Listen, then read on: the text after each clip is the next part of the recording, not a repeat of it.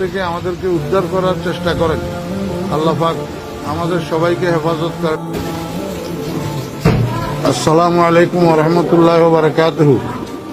প্রিয় মুসলিম ভাই সব, আমি মাওলানা ফরিদউদ্দিন আল মোবারক বলতেছি।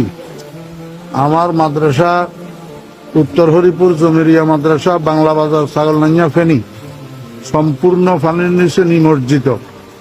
মাদ্রাসার টিন সেট ঘরগুলা দেখতেছেন আপনারা, সম্পূর্ণ পানির নিচে, এবং রান্নাঘর পানির নিচে, মসজিদের ভবন এবং মাদ্রাসার ভবন নিয়ে হইতেছে, খাওয়ার পানির অসুবিধা হইতেছে।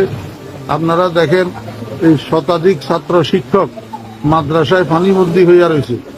এই অবস্থায় হৃদয়বান মুসলমান ভাইদের এবং বিভিন্ন স্বেচ্ছাসেবক সংগঠনগুলোর কাছে আবেদন, আপনারা মেহের পর্যন্ত যাবে এমন এই অবস্থা নাই।